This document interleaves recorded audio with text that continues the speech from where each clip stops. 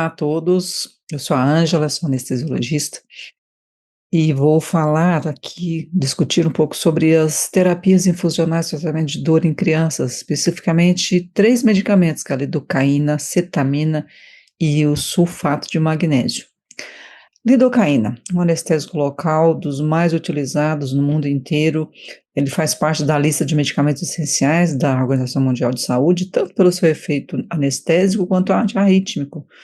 Ele é um fármaco extremamente versátil, barato, facilmente disponível, seguro e pelo fato de inibir canal de sódio, né, dependente de voltagem, ele, dependendo da dose dessa concentração, pode tanto fazer bloqueio motor, se eu injetar próximo a um nervo, por exemplo, um nervo com características motoras, quanto eu posso ter um efeito analgésico, né, com uma concentração mais baixa, vou ter bloqueio de fibras mais finas, fibras A delta e fibra C, concentrações bem baixas de lidocaína, né, assim como acontece com qualquer outro anestésico local. E esse bloqueio de canal de sódio, ele bloqueia os impulsos de fibras nervosas, impede a transmissão da periferia para o sistema nervoso central e dentro do próprio sistema nervoso central, de um núcleo para o outro, há o bloqueio dessa transmissão nociceptiva, né? A transmissão nervosa, no caso da nocicepção, do bloqueio de fibras finas. E isso é extremamente útil para o caso da gente querer tratar os pacientes com dor, tanto dor aguda quanto dor crônica. Além do efeito em bloqueio de canal de sódio, né, voltagem dependente, tem também bloqueio de outros canais, como bloqueio de canais de potássio, canais de cálcio. Os canais dependentes de ligantes, quanto ao receptor de metildoespartato no sistema nervoso central, pode ser também alvo do bloqueio da lidocaína. Receptores acoplados à protamina G, que também participa de processo de transdução de sinal celular em modelos animais, ele pode ser afetado pela lidocaína.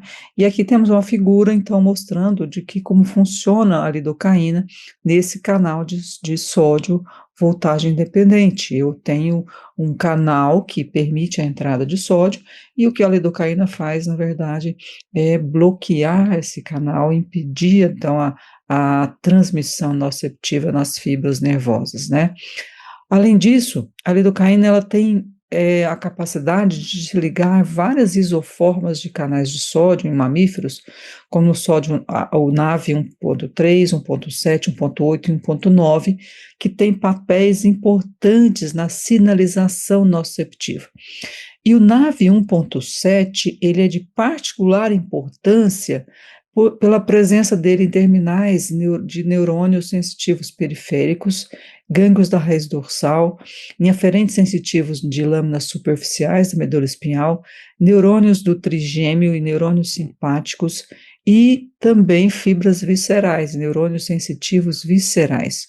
Ou seja, o papel da lidocaína no bloqueio desses canais de sódio 1.7, ele é capaz de produzir analgesia, independente do local onde é administrado.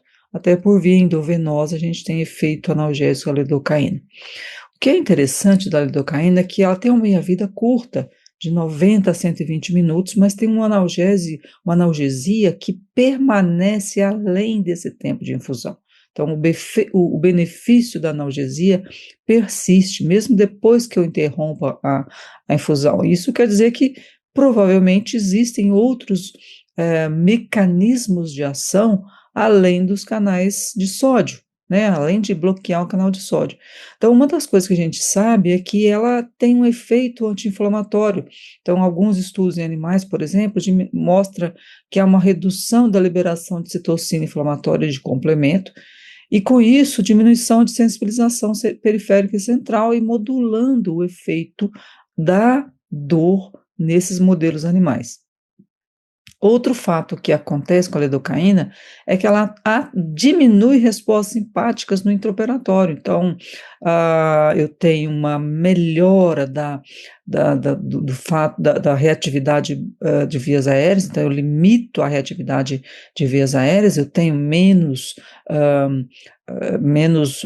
problemas com vias aéreas, sobretudo em crianças, na hora da extubação, né? ocorre redução do consumo de anestésicos no intraoperatório e no pós-operatório o paciente se mobiliza mais facilmente, mais precocemente pela diminuição da intensidade de dor mesmo e diminuição dessa atividade hum, simpática e da modulação da dor que acontece com o paciente que nós infundimos lidocaína endovenosa. Vou mostrar logo a seguir alguns estudos feitos em seres humanos com a lidocaína por via endovenosa para tratamento de dor nos vários tipos de situações, né? E especificamente no caso dos procedimentos cirúrgicos, a lidocaína ela é muito útil no caso de situações em que eu tenho contraindicação à anestesia locorregional, ou seja, inviável, né, a anestesia locorregional. A lidocaína por via intravenosa, então, poderia ser um grande aliado para essas situações. Quando nós vamos fazer essas infusões no intraoperatório, as concentrações que nós utilizamos para infusão, né, no intraoperatório, elas variam em torno de 1 a 2 miligramas por quilo por hora. E essas concentrações de 1 a 2 miligramas por quilo por hora, elas são suficientes para causar o aumento da concentração plasmática a um nível capaz de produzir analgesia, mas sem que chegue aos níveis considerados tóxicos, que é em torno de 5 microgramas por ml. Ou seja, mesmo se eu mantiver uma infusão contínua de lidocaína no intraoperatório para um paciente de uma cirurgia de coluna, por exemplo, que vai durar 4, 6 horas, no final do procedimento, se eu dosar a concentração plasmática de lidocaína, ela não está acima dessa concentração limite que nós consideramos aqui de 5 microgramas por ml, que em vários estudos aí, sobretudo estudos com pacientes que utilizaram lidocaína para outros problemas, né, sobretudo em problemas cardiovasculares, a medida da concentração plasmática não atinge essa concentração de 5 microgramas por ml. Então, é um nível bastante seguro usar a infusão de lidocaína. Outro fato interessante é que a lidocaína tem uma curva dose-resposta bastante acentuada, ou seja, um pequeno aumento da dose, eu tenho um grande aumento na analgesia, né? Isso é interessante, porque eu não tenho que aumentar muito a dose da lidocaína para ter um efeito melhor, né? Então, essa curva dose-resposta, ela é bem acentuada. Outro fato interessante em relação à farmacologia da ketamina, da lidocaína, é que ela 90% dela é eliminada pelo citocromo P450 e menos de 10% é eliminada de forma inalterada na urina. Ou seja, eu preciso de um sistema de citocromos eficaz para eliminar a lidocaína, né? Então, a gente tem que ver situações em que o paciente tenha disfunção hepática grave, que eu tenho utilização de vários outros fármacos concomitantes que utilizam o sistema de citocromos. Então, é importante que a gente saiba dessas interações medicamentosas. Após infusão de 12 horas, a meia-vida é de em torno de 100 minutos, ela permanece linear, né? Eu tenho uma eliminação muito grande, portanto, eu mantenho uma concentração estável e uma meia-vida bastante linear. E crianças de mais de 6 meses, elas têm uma farmacocinética muito semelhante à do adulto. Então, a dosagem que nós vamos utilizar para essas crianças em miligramas por quilo, ela é semelhante à de adultos. Bom, então existem muitos estudos com lidocaína em dor pós-operatória, né? Alguns estudos aqui com pacientes recebendo dose de 1 miligrama por quilo, titulados até 3 miligramas por quilo para alívio máximo da dor. Todos os sintomas resolvidos sem nenhuma alteração no intervalo ou com uma redução da taxa de infusão, e em todas as concentrações séricas não havia um nível tóxico de 5 microgramas por ml, como a gente citou anteriormente. Ou seja, a segurança é bastante grande.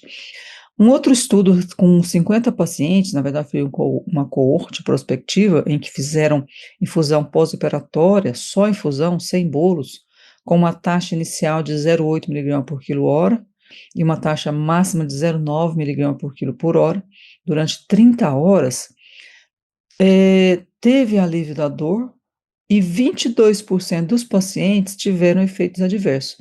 Que efeitos foram esses? Espasmos, formigamento ou dormência na região perioral, que é um dos sintomas mais precoces, formigamento nas mãos e nos pés, alterações visuais e zumbido, né?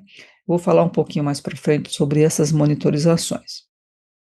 Essa publicação de 2003 fala de vários estudos com lidocaína e dor crônica. Um deles é uma coorte de pacientes ambulatoriais que receberam lidocaína endovenosa para dor oncológica refratária.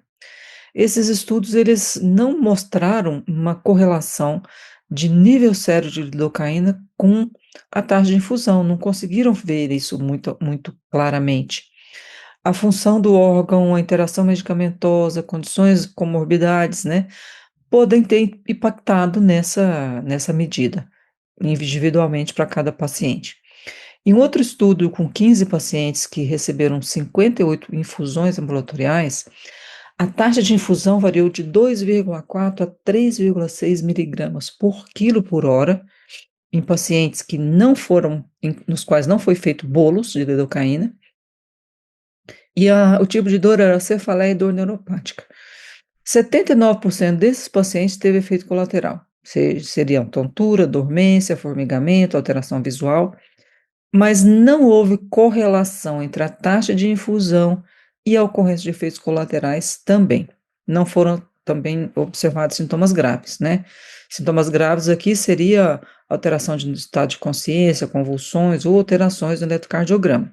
Ou seja, essas doses, até 3,6 mg por quilo hora, foram seguras nesses pacientes, todos os pacientes pediátricos, tá certo? Aqui nós temos uma outra publicação sobre a infusão de lidocaína perioperatória em crianças, onde há uma revisão de vários estudos, né? Então, essa revisão, que são estudos que variam, a taxa de infusão foi extremamente variável, né? Estudos randomizados e controlados, a grande maioria deles, né? Com regime de administração de bolos variados, mas a gente pode ver que existe um padrão de infusão que varia de 1,5 até 2 miligramas por quilo por hora, com bolos de 1 a 1,5 miligramas por quilo, né? Então, os resultados: houve diminuição de consumo de fentanil no pós-operatório, teve um outro estudo de 2017 que não teve diferença no consumo de morfina, nem náuseas, nem inflamação, nem tempo de recuperação do trato gastrointestinal, nem qualidade de vida. Teve outro estudo que houve redução de analgésicos não opioides. Teve um outro estudo de 2018 que duração média foi de 41 minutos de infusão, e o desfecho principal mostrou um episódio de vômito nas primeiras 24 horas do pós-operatório, que foi melhor no grupo da lidocaína, e a dor pós-operatória não teve diferença. Ou seja, a gente tem estudos variados, né? Então, tem outro de 2019 que não teve diferença na quantidade de resgate, mas teve menores níveis de dor num grupo com a lidocaína. Tem um outro estudo de 2019, foram 12 infusões associadas a efeitos adversos, principalmente neurológicos, com tempo médio de 16 a 15 horas, nenhuma necessidade de emulsão lipídica, e nesse caso aqui, era um coorte retrospectivo em pacientes pediátricos submetidos à cirurgia, que receberam lidocaína endovenosa para dor pós-operatória, né? Eles avaliaram principalmente efeitos adversos, e esses efeitos adversos ocorreram em 24%, e os mais frequentes eram espasmos, formigamento, dormência, inchaço, náusea, confusão, né? Ou seja, mas nenhum efeito grave. Esse é um desenho retrospectivo. Teve um outro estudo de 2020, que foi um estudo randomizado, controlado, duplo encoberto, em que a dose em bolos de 1,5 mg por quilo, mais 1 mg por quilo hora, durante 6 horas do pós-operatório. No grupo lidocaína, a concentração média do sevoflurano expirada foi reduzida, né? Houve diminuição de consumo de morfina no pós-operatório até 48 horas. Houve diminuição de dor pós-operatória. O indivíduo, a criança ingeriu mais rapidamente a dieta, teve mais disponibilidade para sentar e caminhar mais rápido no grupo da lidocaína, mas o tempo de internação e a qualidade de vida não alteraram, né? Teve distúrbios sensitivos, e todos os níveis séricos estavam abaixo de 4,2 micrograma por ml, ou seja, nessas doses de 1,5 mg por quilo, seguido por 1 mg por quilo hora, os níveis plasmáticos eles foram abaixo dos níveis considerados tóxicos, que é o que a gente consideraria um corte, né? Ainda em 2020, um outro estudo, uma corte observacional com lidocaína, bolos de 1,5 mais 1 mg por quilo hora. No grupo da lidocaína teve menor quantidade de morfina, menos intensidade de dor pós-operatória, maior concentração de opioide endógeno medido por via endovenosa, né? Foi medido isso, foi um estudo experimental. E isso era paralelo, ou seja, havia uma correlação com a concentração de lidocaína. Ou seja, parece que há realmente uma melhora na intensidade de dor e ainda o aumento da eficácia das vias descendentes inibitórias, sobretudo com os opioides endógenos, né? Outra revisão, um outro estudo de 2021 também, um estudo randomizado e controlado, doses de 1,5 mg por quilo hora, seguido de 1,5 mg por quilo hora também, houve menor consumo de opioide, houve maior tempo para a primeira solicitação de resgate, não teve toxicidade sistêmica. No outro estudo de 2002 também, randomizado e controlado, bolos de 1,5 mg por quilo, e esse aqui teve uma dose um pouco maior, de 2 mg por quilo hora, né? Diminuição de consumo de propofol e sulfentanil, menor tempo de recuperação no grupo da lidocaína, menos dessaturação de 95 de oxigênio, né? Ou seja, teve uma melhor recuperação dos pacientes, mas teve um relato de tontura e vômito no grupo da lidocaína. Um outro fato que se estuda bastante, sobretudo quando a gente está avaliando pós-operatório, é a função do trato gastrointestinal, né? Porque a gente sabe que as cirurgias abdominais, sobretudo, elas aumentam o tempo para o ilho, né, funcionar, para o indivíduo ter eliminação de gases e fezes, etc. Então, um dos fatores que é importante no caso das cirurgias, sobretudo cirurgia gastrointestinal, é o tempo de trânsito, né? O tempo para o indivíduo retomar o trânsito intestinal, né? O tempo de ilho paralítico. Então, aqui a gente tem, na função gastrointestinal, a cirurgia abdominal por laparoscopia e cirurgia aberta de grande porte, há um retorno nesse estudo aqui, né? Houve um retorno mais precoce da função intestinal nos grupos da lidocaína. 40 horas versus 48 horas no grupo controle, né? Redução do consumo de opioides no pós-operatório, de lidocaína de 5,4 micrograma por quilo dia versus o placebo de 14,4 micrograma por quilo dia no primeiro pós-operatório e de 4 micrograma por quilo dia versus 12 no segundo pós-operatório, tá certo? De qualquer forma, foi diferente tanto no primeiro quanto no segundo. Houve mais consumo de opioide no grupo placebo. Em relação à função gastrointestinal e o tempo para dieta em cirurgia de coluna, esses dados eles foram mistos, eles não foram tão bons assim quanto no caso de cirurgia gastrointestinal. O vômito pós-operatório foi avaliado também, cirurgias submetidas à amigdalectomia, e aí lidocaína comparado com placebo. Pacientes que receberam bolos de 1,5 mg por quilo, mais infusão de 2 mg por quilo hora, teve redução do risco de 21% do risco absoluto e um risco relativo de 68%. No caso aqui, não estudaram náusea, né? Mas é mais difícil de avaliar em criança, então a gente avalia mais mesmo vômito, pós-operatório, quando nós estamos falando de vômito, né, de náusea e vômito pós-operatório. Em criança a gente fala sobretudo de vômito pós-operatório. E houve uma alta taxa de vômito no grupo controle, 82%. Apenas um antiemético foi utilizado como profilático e uma alta dose de opioide no intraoperatório, 5 microgramas por quilo. Talvez por isso a gente tenha tido uma alta taxa de vômito, né, nesse caso, tá certo? Não foi considerado aqui o risco de náusea e vômito para criança, né, no pós-operatório, então por isso a gente teve uma taxa de vômito bem alta aqui, né. O que importa, a lidocaína ela teve a possibilidade de reduzir o o número de vômitos no pós-operatório, tanto pelo efeito, ah, da lidocaína em si, quanto pelo efeito da redução do consumo de opioides, e com isso redução do número de vômitos, né, por reduzir o consumo de opioide no pós-operatório. Em relação à analgesia pós-operatória, uma intervenção com lidocaína endovenosa numa corte, usando bolos que variava de 1 a 1,5 miligrama por quilo, mais infusão de 1 a 1,5 miligrama por quilo por hora, duração de 41 a 650 minutos. Cirurgia abdominal de grande porte, houve redução no consumo médio de fentanil no pós-operatório nas primeiras 48 horas, de 14,4 para 5,4, né?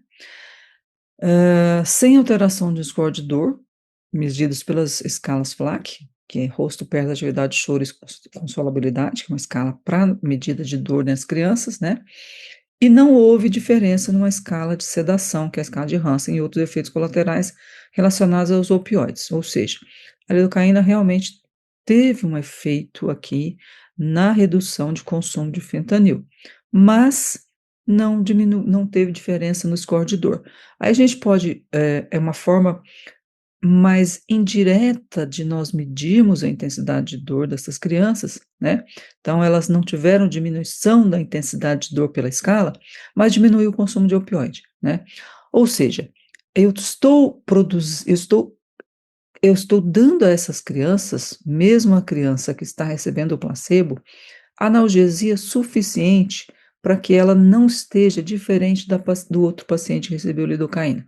Então, eu posso ver isso como um efeito muito positivo, tá certo? Então, apesar de eu não ter diferença na intensidade de dor pela escala, eu tenho mais consumo de opioide no grupo com placebo, né? Além disso, tem outras questões relacionadas à medida de dor em criança, sobretudo no pós-operatório, que é muito difícil de nós sabermos se a criança realmente está sentindo dor ou se ela está ansiosa, com fome ou com medo ou simplesmente está sentindo falta da família, da casa dela e etc, né? Porque ela está num ambiente externo. Então, fazendo estudo com pós-operatório em criança não é tão simples assim. Por isso que talvez a gente tenha tantas dificuldades em mostrar o efeito de determinadas terapêuticas nas crianças, né? Quando nos adultos a gente tem isso muito melhor estabelecido. Ainda em relação à analgesia perioperatória, a redução do consumo de opioides no pós-operatório em cirurgia espinhal de até 1/3 da dose ocorreu, né, nessas cirurgias. A morfina pós-operatória de 0,54 foi para 0,37 miligramas por quilo, né? Então houve uma redução aí de uns 30% pelo menos, até 15 horas de pós-operatório. A morfina pós-operatória de 1,3 para 0,9 miligrama por quilo-hora, até 48 horas. Então eu teve um maior consumo, quer dizer, uma maior diferença depois da 15ª hora, né? E um maior efeito nas primeiras 24 horas mesmo, tá certo? Então eu teve aqui, reduziu de 0,54 para 0,37 nas primeiras 15 horas, de 1,3 para 0,9 até 48 horas, e aqui, segundo os autores, foi maior nas primeiras 24 horas. Né, porque quando a gente está fazendo esse tipo de estudo, a gente separa geralmente por períodos, então de 0 a 6 horas, de 6 a 12 horas, de 12 a 18 horas, maior que 24 horas, maior até 48 horas, tá? e esse estudo aqui é um estudo de revisão e, portanto, os autores pegaram isso, fizeram um resumo sobre o que eles encontraram nesse estudo especificamente. Nesse trabalho também, houve redução da dor nas primeiras 6 horas, uma escala numérica de 10 pontos, no repouso de 3,6 para 2,6, de 3,9 para 3,2, né? Se nós formos olhar bastante critério essa pontuação de 3,6 para 2,6 e de 3,9 para 3,2 foi diferente estatisticamente, mas talvez clinicamente essa diferença não seja tão significativa assim, né. Houve uma redução, mas muito mais significativa do ponto de vista estatístico do que clínico. Então a gente tem que pensar nisso com muito critério, tá certo?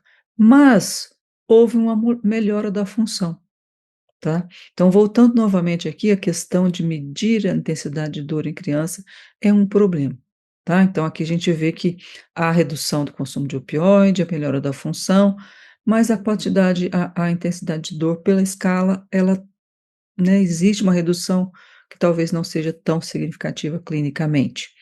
Então, aqui as crianças elas foram capazes de se mobilizar mais prontamente no pós-operatório. Em uma população mista, em que eu tenho adolescentes e adultos em artrodese posterior de coluna torácica, foi administrado lidocaína endovenosa do bolos de 1,5 e infusão de 1,5 também, miligrama por quilo-hora, até 6 horas de pós-operatório, em comparação com o placebo. O consumo médio de morfina foi semelhante entre os grupos nas primeiras 24 horas, e não houve diferença nos scores de dor ou no consumo de morfina no grupo da lidocaína. Então, aqui já é um estudo ele negativo aqui para quando a gente está falando especificamente de lidocaína, tá certo? Um estudos em população mista. Para manuseio da dor em crianças, uma outra revisão de 2021, no perioperatório também, a lidocaína pode reduzir citocinas pró-inflamatórias, né, então contribui para a sensibilização central e periférica. A lidocaína no intra e no pós-operatório, com analgesia multimodal em cirurgias de coluna, diminui o mediador inflamatório, fator de crescimento neuronal interleucina, diminui a intensidade de dor.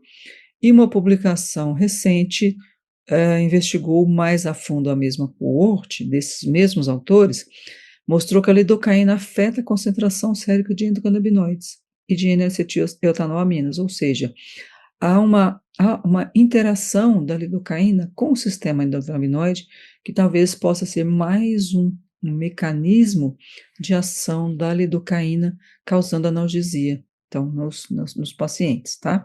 Então, essa é uma revisão de 2021, tá certo? Então, nessa revisão, a gente tem estudos observacionais de 12 anos, 2 até 17 anos, crianças de 13 anos, então, variadas as idades, né?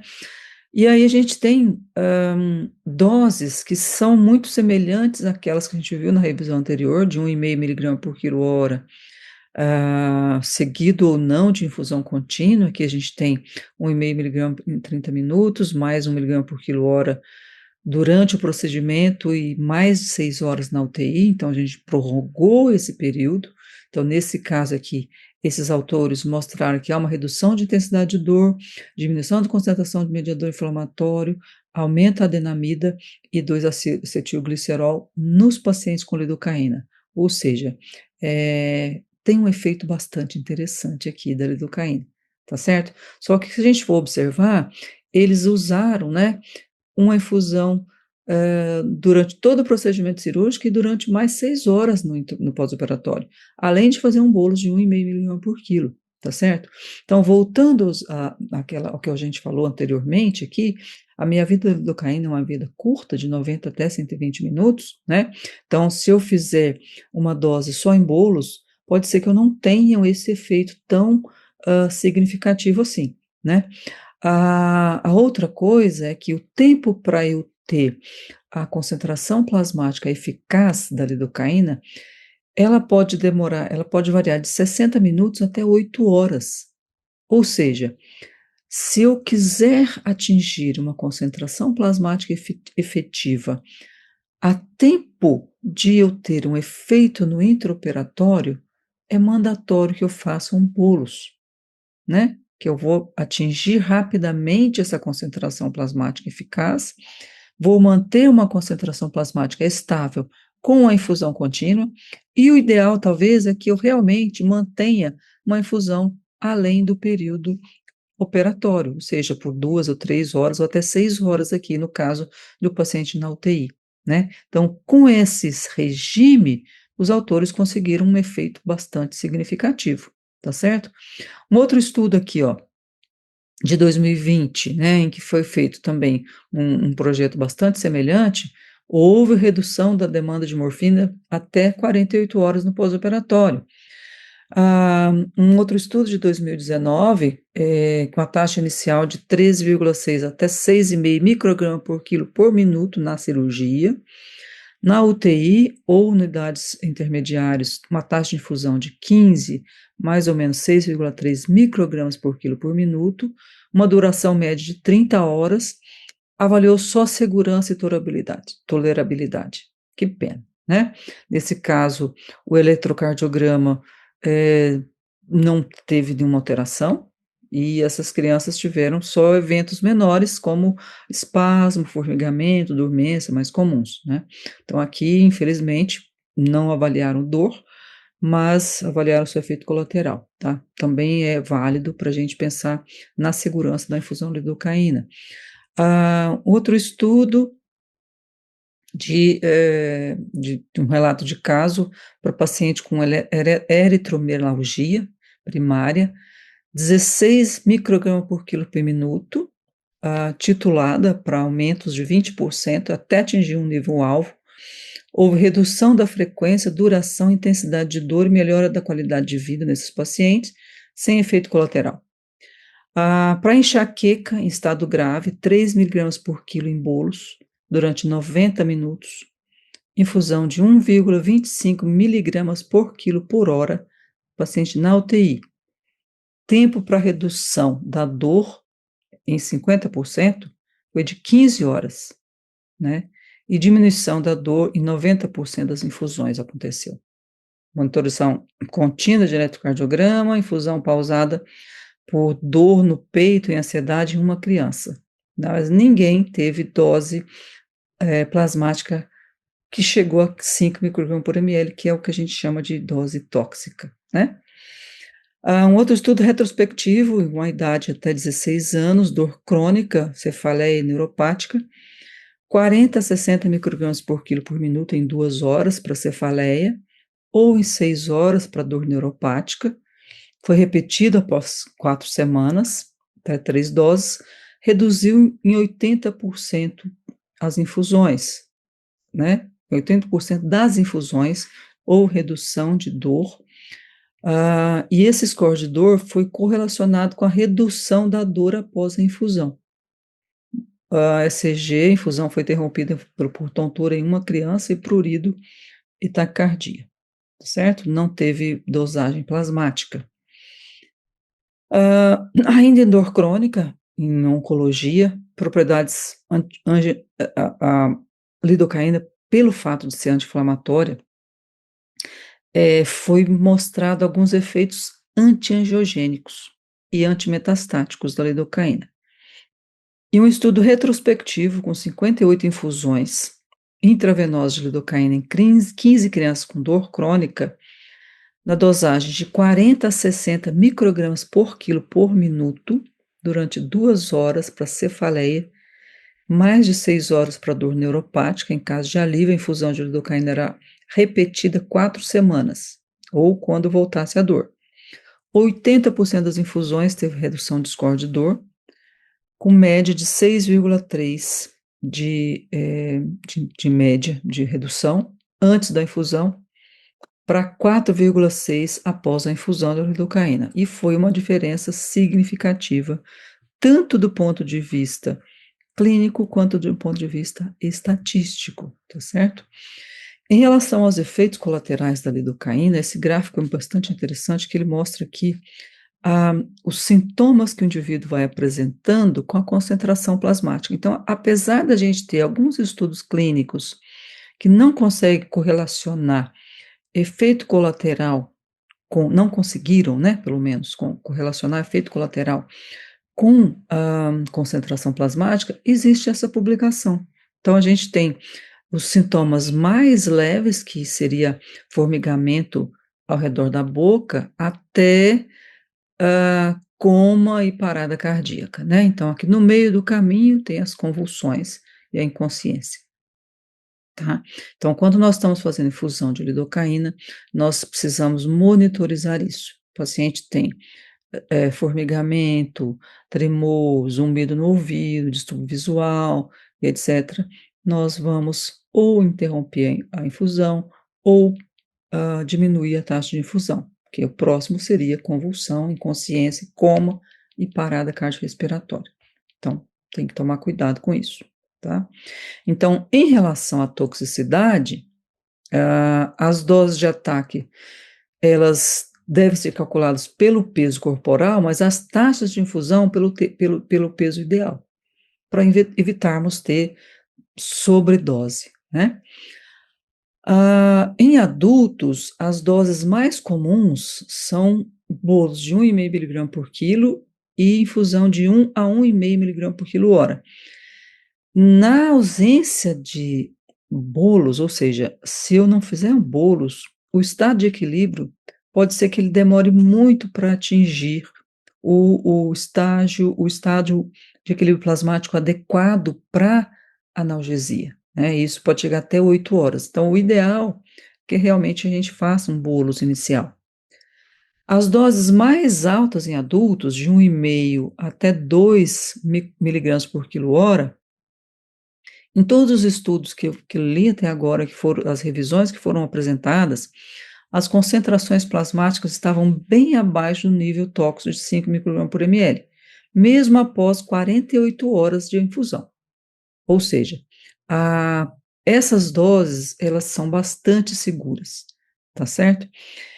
A monitorização é aquilo que a gente acabou de falar. Então, no paciente pediátrico que tem condições de me falar o que está acontecendo, né, eu vou perguntar para ele o que ele está sentindo. Então, em pediatria, eu vou manter essa taxa de infusão semelhante àquelas para os adultos, né, e para e a duração ideal para essa infusão, ela não está muito bem estabelecida.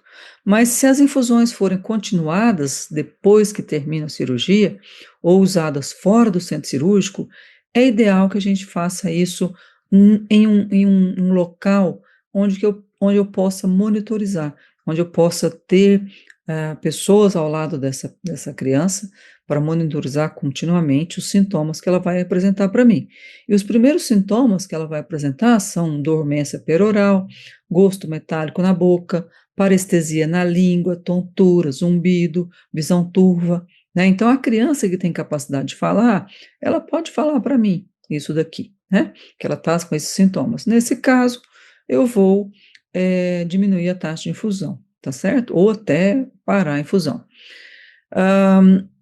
Se eu for medir nível sérico, os níveis séricos mais elevados, eu vou ter um bloqueio crescente dos canais de sódio no sistema nervoso central e no sistema cardiovascular, vou ter toxicidade sistêmica do anestésico local, vou ter convulsão, depressão miocárdica, arritmia cardíaca grave, possivelmente levando à parada cardíaca, ou seja, eu tenho uma falência cardíaca realmente, né?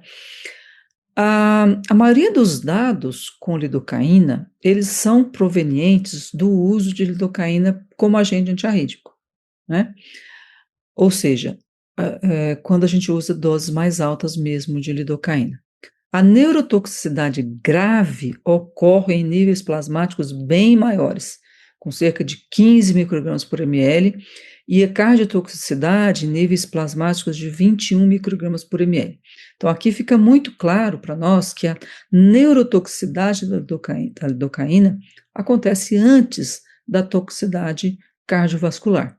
Então, eu preciso realmente monitorizar isso ah, com muita cautela, né? Então, o local que eu vou administrar isso, essa lidocaína, tem que ter monitoramento cardíaco contínuo, pressão arterial não invasiva, oximetria de pulso, equipamento de ressuscitação disponível para mim. Eu preciso estar de olho no paciente, tá certo? Essa recomendação da revista de pediatria, ela fala que a recomendação é que o paciente seja visto por 20 minutos após o início da infusão, por 20 minutos após o início da infusão, medida de oxigênio, saturação de oxigênio, pressão arterial, frequência cardíaca a cada 5 minutos, nos primeiros 20 minutos, a cada 30 minutos por 1 hora, e em seguida, conforme a orientação do médico que está cuidando do paciente. A critério do médico que está prescrevendo a lidocaína, pode ser feito um eletrocardiograma contínuo ou não, e durante a infusão monitorar os sinais de toxicidade, que são essas que nós estamos falando aqui já há algum tempo.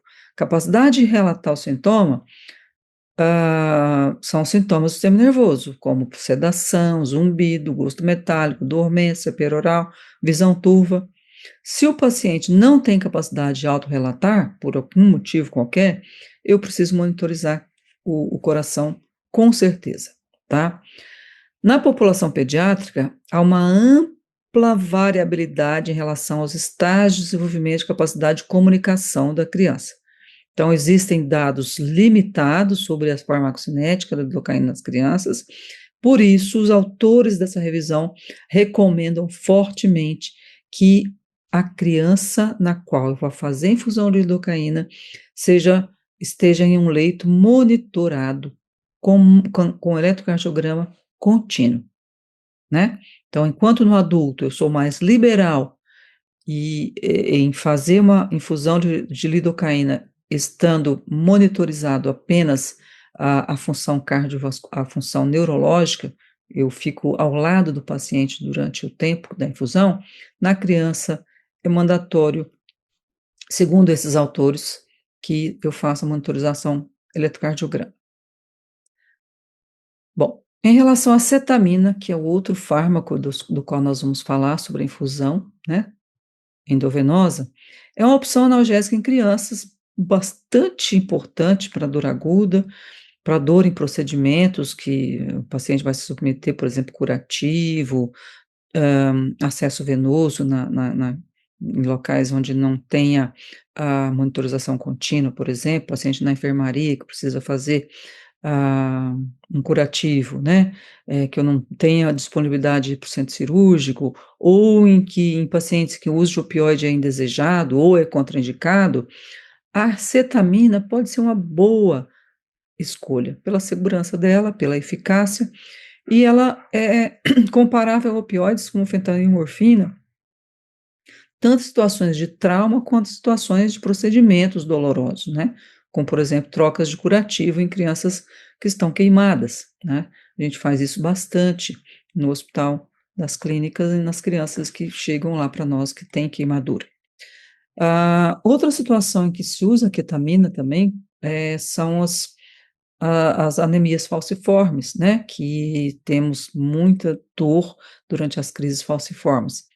A taxa de infusão inicial de cetamina, nesse estudo de 2024, em que foi feito um levantamento sobre o uso da lidocaína na redução do consumo de opioide na anemia falciforme, a taxa de infusão variou de 0,02 a 0,15 miligramas por quilo por hora, né? Uma média de 0,09 a 0,03 miligramas por hora, né?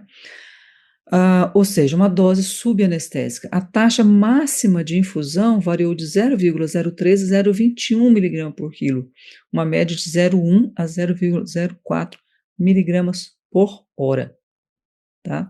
Que ainda é abaixo da dose anestésica, é uma dose subanestésica.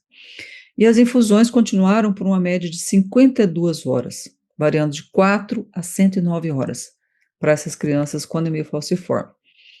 Houve redução de dor em 24 horas após a ketamina em 34 de 46 internações, ou seja, a maioria.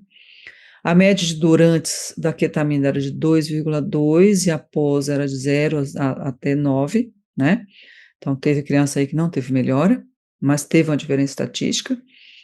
A diminuição de dor nos outros 12 pacientes após as mais de 24 horas no início da ketamina, tá certo? Então, por 24 horas em 34, e nos outros 12 por mais 24 horas ainda, tá?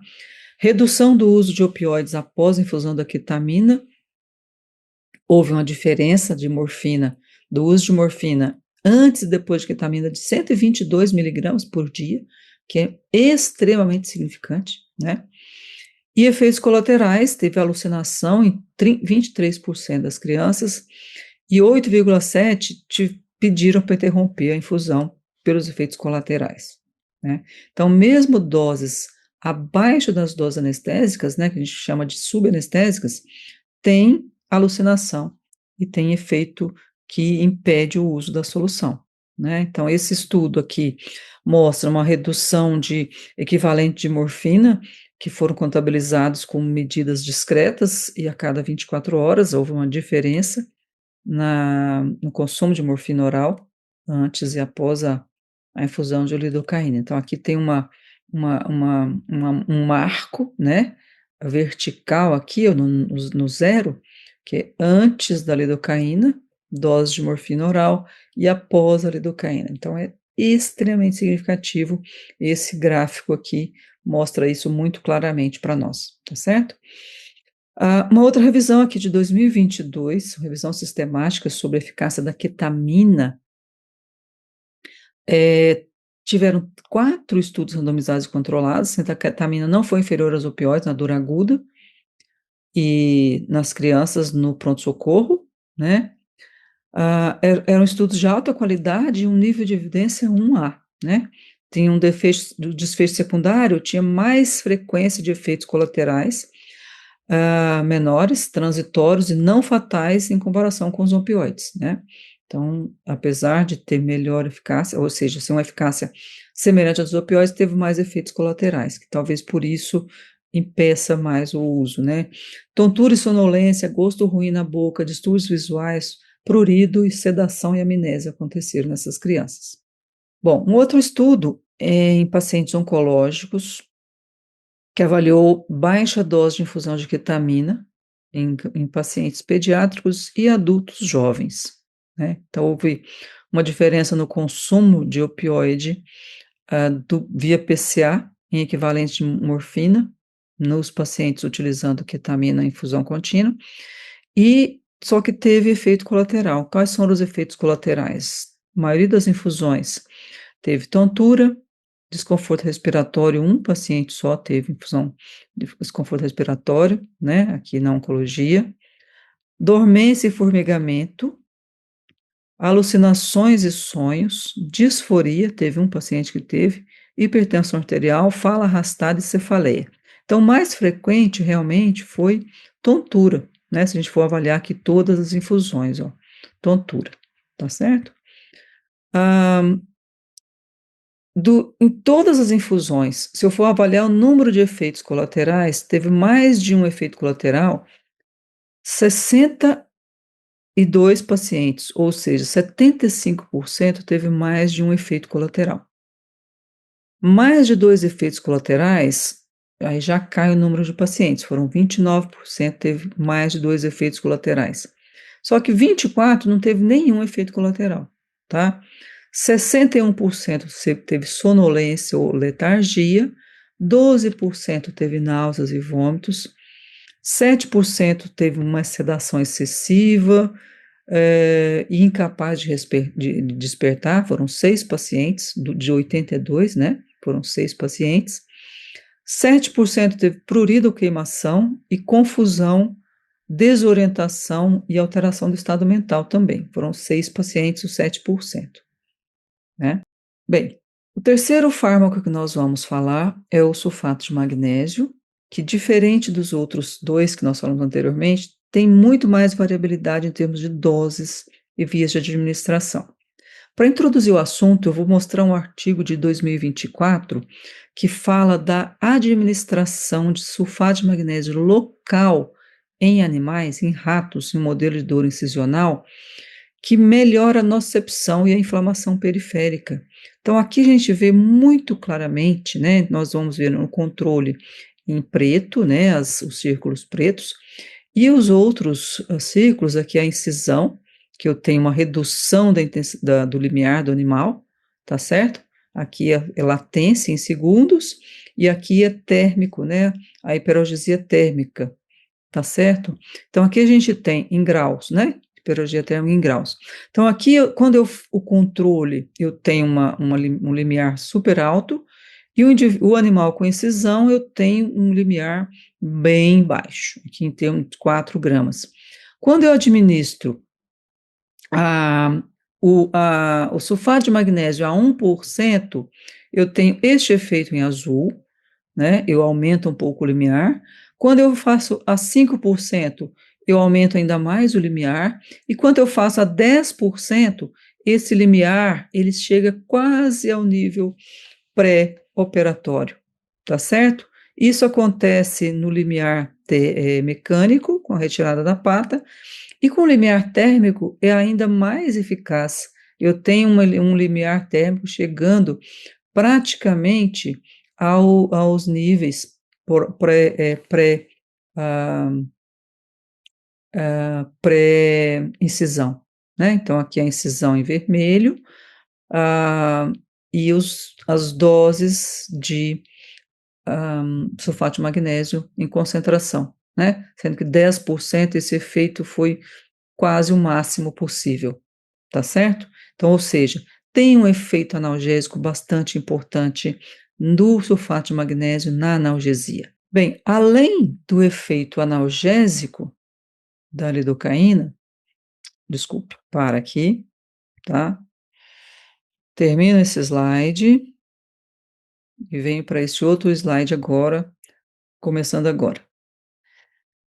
Além do efeito antinoceptivo do sulfato de magnésio, os autores encontraram um efeito anti-inflamatório, reduzindo a expressão de interleucinas no local da lesão, no local onde foi inflamado, e no corno dorsal da medula, onde havia a marcação de células inflamatórias, né? Sobretudo células da glia, que estavam presentes aqui nesse local, na medula espinhal, em que conseguiram medir a inflamação, a redução da inflamação pela administração local do sulfato de magnésio, tá? Então, a administração do sulfato de magnésio na pata onde foi feita a lesão diminui a inflamação local e diminui a inflamação, a resposta inflamatória no corno dorsal da medula espinhal. Por que mecanismo isso acontece? Bom, o mecanismo analgésico do sulfato de magnésio é via bloqueio de receptores NMDA e expressão de citocinas inflamatórias. Esse magnésio ele reduz a sinalização nociceptiva neuroinflamatória, melhora a ativação da micróglia espinhal e dos astrócitos, alivia a dor pós-operatória induzida pela incisão, e nós temos, então, um efeito bastante importante, tanto na diminuição das interleucinas, quanto da expressão da oxonitosintase, né? Então, esse estudo experimental mostrou isso muito claramente para nós. Bom, estudo clínico, então, com magnésio. Esse estudo de 2004 avaliou o efeito do magnésio na permanência hospitalar de crianças que estavam com crise falciforme. Então, aqui a gente tem um estudo em que eu tenho um protocolo, o protocolo com magnésio, né? E o protocolo sem magnésio. Então, o protocolo 1 aqui, eu tenho uma criança que foi admitida, tá certo? E o tempo de permanência dela no hospital foi este aqui, até 4 dias e meio aproximadamente. A tem uma segunda a administração, em que foi feita a administração com magnésio, que é esse cinza um pouquinho mais escuro, que o tempo de permanência foi de 3 dias aproximadamente, e uma segunda admissão, depois do magnésio, que ela voltou a 4 dias de internação. Houve uma redução realmente do tempo de internação de 1 dia para a criança que foi submetida à administração de magnésio durante a crise falciforme dela, né? Outros estudos, então, com outras situações em que a gente tem cirurgias, com o paciente tem dor no pós-operatório, nós temos alguns estudos em que foi administrado magnésio em doses variadas no intraoperatório e avaliada a dor no pós-operatório.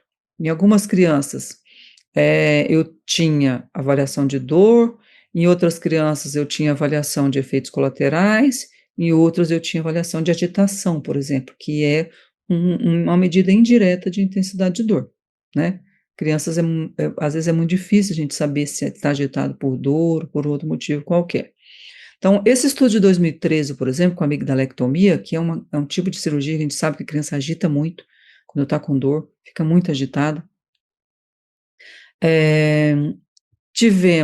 Foi feita uma dose de 30 miligramas por quilo em bolos, mais 10 miligramas por quilo hora durante o procedimento cirúrgico. A necessidade de analgésico no pós-operatório foi menor no grupo de magnésio, a intensidade de dor foi igual nos 2 grupos, mas as crianças com magnésio agitaram menos, que pode ser uma medida indireta de dor nessas crianças. Teve um caso de bradicardia no intraoperatório com magnésio. Outro estudo de 2012, em que foi feito a avaliação do efeito do magnésio em cirurgia ortopédica para crianças com paralisia cerebral. O que foi avaliado? Dor, necessidade de relaxante muscular e náusea e vômitos. Teve necessidade de relaxante muscular, foi menor no grupo com o magnésio, teve menos dor, mas náusea e vômitos foi semelhante entre os 2 grupos. E a dose foi um pouquinho maior aqui. Eu tive 50 miligramas por quilo em bolos, com 15 miligramas por quilo hora de infusão, né? E teve menos consumo de analgésicos no grupo de magnésio também, e não foi relatado nenhum efeito adverso. Na verdade, nenhum dos outros estudos foi relatado efeito adverso, apenas esse primeiro aqui que teve bradicardia, né? Uma revisão, essa é a mais recente que tem, na verdade, de 2017, uma revisão sistemática que avaliou dor e efeitos adversos, não mostrou diferença de dor, mas teve menos efeitos adversos com magnésio. E a dose foi de 15 a 30 miligramas por quilo, variou nesse tanto, né? Não teve diferença na necessidade de analgésicos, nem teve efeito colateral também relatado. A cirurgia pancreática, pancreatectomia, consumo de morfina foi o desfecho primário, teve uma semelhança de consumo de morfina entre magnésio e controle, né? 50 miligramas por quilo, mais 15 miligramas por quilo hora durante 48 horas foi utilizado, não foi medido necessidade de analgésicos e também não teve nenhum efeito colateral. E uma outra revisão sistemática, um pouco mais antiga, que mediu dor, consumo de analgésicos e sono, nessa revisão sistemática teve um estudo só que foi feito com criança, que usou 30 miligramas por quilo, não teve infusão contínua. Esse aqui, por incrível que pareça, ele teve maior consumo de codeína no grupo do magnésio, né? Então, o que a gente tira desses estudos é que a medir dor em criança não é tão simples assim. Então, a gente às vezes tem resultados muito diferentes, né? De ter semelhança entre a intensidade de dor, ou ter, que nesse caso aqui, mais consumo de codeína do que no grupo magnésio, Aliás, teve mais consumo de codeína no grupo magnésio do que no grupo placebo. A gente pode tirar isso de lição que talvez a forma de medir ela não seja a mais adequada, né? Não seja ideal para fazer isso nas crianças. Então, por isso, tantas diferenças de resultados quando a gente vai fazer esses estudos randomizados e controlados, né?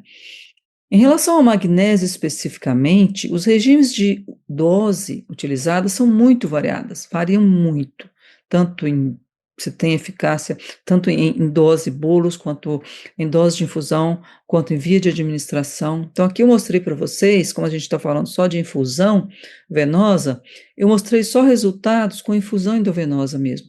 Mas com magnésio, tem via de administração local, tem via de administração peridural, tem via de administração intratecal, tem muitas vias de administração, né? E quando se trata de via endovenosa, essas vias, essas doses são variadas, né? Mas a gente vê o que, de um modo geral, assim, a grande maioria dos estudos mostra doses de 30 a 50 miligramas por quilo de bolo, seguido por infusão de 10 a 15 miligramas por quilo hora.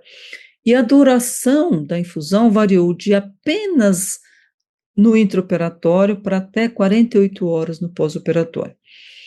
As revisões sistemáticas têm uma ampla gama de protocolos, doses cumulativas de 2,6 gramas até mais de 16 gramas nos adultos. Há uma falta de padronização, não há padronização de dosagem, duração. Isso complica bastante as comparações e é particularmente relevante nas crianças, né? A maioria dos dados pediátricos, eles são provenientes de populações cirúrgicas, que limita a generalização para outros contextos de dor, como, por exemplo, populações especiais, como crianças com paralisia cerebral, crianças submetidas a cirurgias de grande porte, elas podem apresentar perfis farmacodinâmicos de segurança únicos e talvez não ser representativa do total. Os critérios de exclusão, alguns estudos excluíram pacientes com doença neuromuscular, disfunção renal, isso limita ainda mais a generalização dos resultados. E o que é mais importante e que abre aqui a mente é que há uma ausência notável de dados em populações pediátricas com enxaqueca ou com dor crônica, né?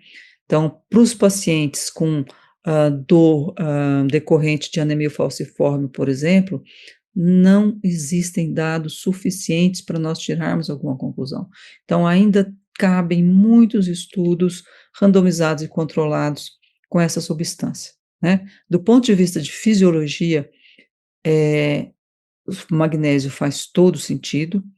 Para dor pós-operatória, bastante utilização em adultos, já tem bastante resultados. Para crianças, fica ainda uma dúvida sobre isso, né? Mas temos aí um grande arsenal de substâncias para uso endovenoso que podem ser explorados ainda, ok? Muito obrigada.